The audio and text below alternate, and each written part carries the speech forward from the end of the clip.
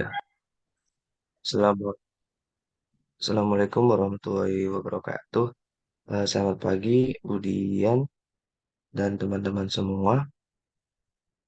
Perkenalkan kami dari kelompok 22. Kali ini kita akan menerangkan mengenai pandangan paham mekanistik terhadap matematika, yaitu kita akan menjelaskan mengenai apa itu paham mekanistik yang eh, bila dikaitkan dengan matematika. Video ini ditujukan untuk memenuhi kebutuhan tugas dari mata kuliah Sejarah dan Filsafat Matematika yang diampu oleh Budian Permatasari MPD. Eh, Anggota kelompok kami yaitu ada Mbak Arina Rusna dengan NIM 2010 40 40. Kemudian Muhammad Fathur Rahman dengan 2010 40 027.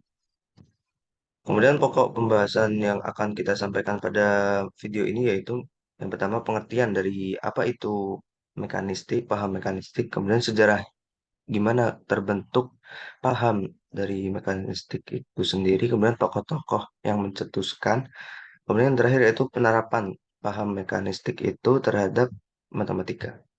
Kemudian yang pertama itu mengenai pengertian apa sih itu paham mekanistik. Eh, Kita mengutip dari beberapa pengertian, yaitu yang pertama KBBI diartikan sebagai sesuai dengan prosedur dan aturan baku. Kemudian dari web glosarium online kita dapatkan artinya yaitu cara menjelaskan sesuatu seperti kejadian semula. Jadi yang diandaikan sama seperti perlakuan sesuatu mesin yang kompleks. Kemudian dari ahli yang bernama Travers, pendekatan mekanistik ini adalah pendekatan pembelajaran matematika yang lebih memfokuskan pada drill atau latihan, penghafal rumus saja. Sedangkan komponen matematisasi horizontal dan matematisasi vertikal tidak tampak. Pendekatan ini sering dikenal dengan pendekatan tradisional. Kemudian dari Depdiknas, pendekatan mekanistik merupakan pendekatan tradisional yang didasarkan pada apa yang diketahui dari pengalaman sendiri atau diawali dari yang sederhana ke yang lebih kompleks. Kemudian dalam pendekatan ini manusia dianggap sebagai mesin atau robot juga. Kemudian dari Adian, mengutip dari artikel dari Script, menurut filosofi mekanistik bahwa manusia ibarat komputer, sehingga dapat diprogram dengan cara drill untuk mengerjakan hitungan atau algoritma tertentu dan menampilkan aljabar pada level yang paling sederhana atau bahkan mungkin dalam penyelesaian geometri serta berbagai masalah. Kemudian membedakan dengan mengenali pola-pola dan proses yang berulang-ulang. Kemudian berikut adalah tabel matematisasi dari beberapa pendekatan yang ada, yaitu salah satunya mekanistik yang kita jelaskan pada video ini. Di sini mekanistik tidak termasuk ke dalam matematisasi horizontal dan juga matematisasi vertikal. Kemudian ada empiristik yang hanya mencakup mengenai horizontal saja, strukturalistik yang mencakup vertikal saja, kemudian realistik yang mencakup keduanya. Kemudian kesimpulan pengertian dari kelompok kami yaitu paham mekanistik ini yaitu paham yang terfokus pada aturan atau prosedur yang diketahui dan diberikan saja. Paham yang mengesampingkan paham-paham lain atau faktor lain yang berpotensi untuk mengeksplorasi sesuatu. Dalam kata lain ya, ini paham yang kaku atau saklek. Karena hanya berpaku pada apa yang diberikan, dengan begitu manusia diibaratkan sebagai mesin yang hanya berjalan ketika program yang diberikan sudah sesuai. Kemudian yang kedua yaitu mengenai sejarah yang akan disampaikan oleh Mbak Arina Rusna. Untuk waktu dan tempat saya persilakan.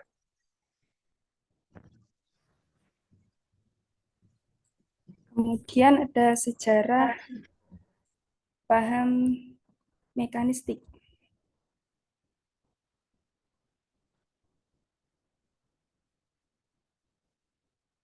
Dasar pengertian dan filsafat. Dasar pengertian dan filsafat abad 17 yaitu semangat mekanistik yang menganggap bahwa dunia dan alam semesta dianggap sebagai mesin besar. Awal mula lahirnya paham mekanistik yaitu adanya perdebatan antara Johann Locke dan Jean-Jacques Rousseau. Rousseau meyakini bahwa anak-anak terlahir Nabil-Shafak dan akan berkembang menurut kecenderungan alami mereka yang pasif, tidak dapat dirusak dan oleh masyarakat yang represif. Sedangkan menurut John Locke, membantah pernyataan tersebut dapat membuat pernyataan sebagai bentuk penolakan terhadap pernyataan J.J. Rousseau. John Locke menganggap bahwa anak kecil seperti tabula rasa, batu tulis yang kosong, di mana masyarakat yang menulisnya.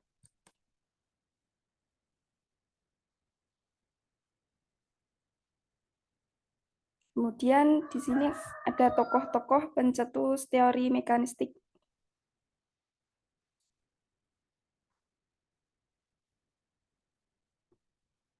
Yang pertama ada John Locke tahun 1632 sampai 1704. John Locke dilahirkan pada tanggal 28 Agustus 1632 di Wellington. John Locke adalah seorang filsuf dan dokter Inggris yang dikenal sebagai bapak liberalisme klasik.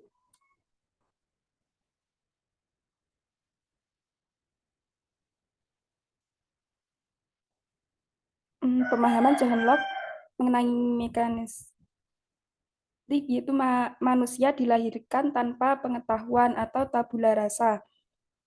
Kedua, pemikiran manusia diperoleh pengetahuan melalui pengalaman, yaitu proses sensasi dan refleksi. Yang ketiga, proses sensasi bila pengetahuan yang diperoleh langsung berasal dari panca indera dan menghasilkan impresi. Proses refleksi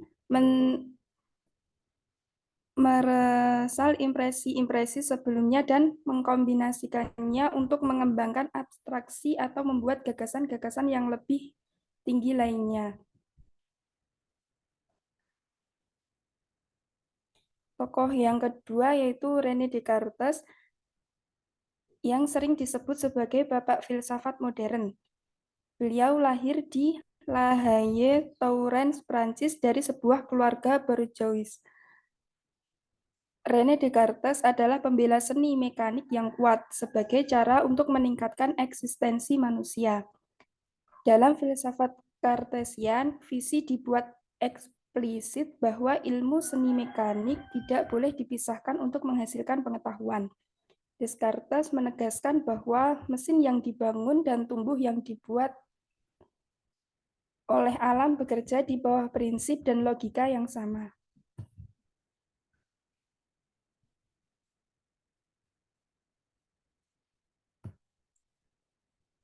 Pemahaman mekanis oleh René Descartes yaitu tubuh dan pikiran saling mempengaruhi.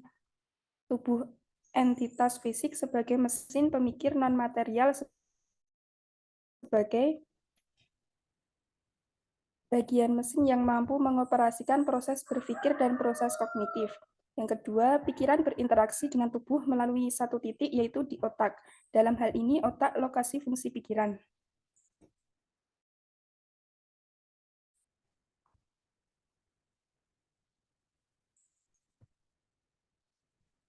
Selanjutnya, Anaxagoras de Clazomenas.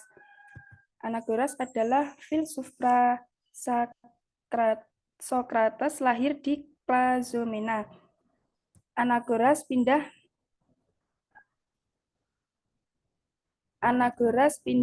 ke Yunani di mana ia bagian dari sekolah Lonia. Meskipun ia selalu dianggap orang asing, filsuf ini berpendapat bahwa prinsip segala sesuatu adalah nous. Dipahami sebagai pemikiran Anaxagoras menyatakan bahwa segala sesuatu berasal dari jumlah elemen yang tak terbatas yang digabungkan. Pernyataan tersebut memperkuat pemahaman mekanistik dan menunjukkan bahwa segala sesuatu berkembang secara sistematis dan mekanis dari elemen kecil yang membesar.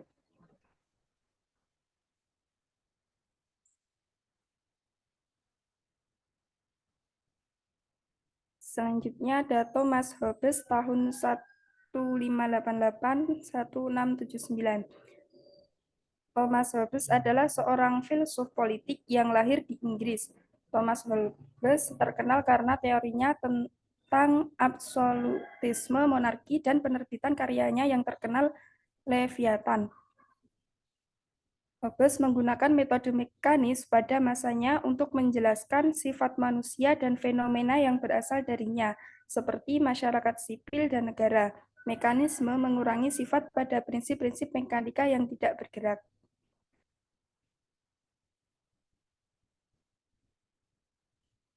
Kemudian ada Francis Bacon. Bacon lahir di York House, London pada tanggal 22 Januari 1561 pada masa pemerintahan Elizabeth I dari Inggris. Filsuf Inggris ini melihat stagnasi filosofi pada masanya, tetapi menyoroti mekanisme dalam ayunan penuh dan berkembang dengan pesat. Dalam pengertian ini, Bacon kemudian hanya kontemplatif untuk menyatakan kontemplasi dengan tindakan. Filsuf berpendapat bahwa apa yang manusia lakukan dengan mekanika adalah menghasilkan fenomena dengan menyatukan sebab-sebab alamiah dengan tenaga tangan manusia.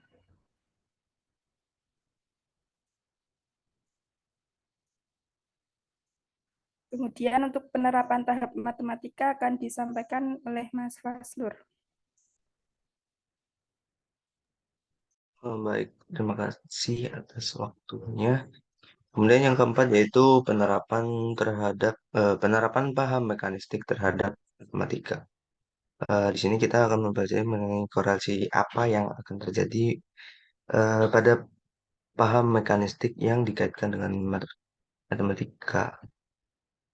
Yang pertama sudah dijelaskan di bagian pengertian bahwasanya implementasi paham mekanistik terhadap matematika yakni lebih kepada metode pembelajaran yang ada di dalam kelas ataupun apa tidak hanya di dalam kelas juga meskipun di luar kelas metode ini juga bisa diterapkan. Dalam hal ini yaitu metode konvensional atau metode tradisional lebih sering dengarnya. Dan selain itu, pengaruh yang terjadi yakni terkait pada pola pikir atau mindset peserta didik yang cenderung bisa atau hanya mengerjakan persoalan matematika sesuai dengan rumus saja, sesuai dengan rumus yang diberikan saja. Tidak ada proses eksplorasi dari apa saja yang diketahui. Kemudian metode untuk memperoleh pengetahuan menurut paham mekanistik adalah dengan menggunakan observasi, eksperimentasi, dan diikuti dengan pengukuran. Ilmuwan mencoba menjelaskan dan menggambarkan setiap fenomena dengan memberikan nilai-nilai numerik, termometer, barometer, penggaris, mikrometer, dan lainnya sebagai alat-alat yang digunakan untuk memberikan angka pada fenomena. Alat tersebut sebagai hasil dari pemahaman mekanistik yang menyatakan bahwa dunia bersifat mekanis dan dapat dijelaskan oleh hukum-hukum fisika dan kimia. Berikut pemaparan penjelasan materi dari kami. Berikut adalah daftar pustaka yang kami gunakan. Kemudian, terima kasih atas perhatiannya. Kami dari kelompok 22 mengucapkan terima kasih dan minta maaf apabila materi yang kita sampaikan masih ada yang kurang ataupun salah dalam penyampaiannya. Terima kasih. Wassalamualaikum warahmatullahi wabarakatuh.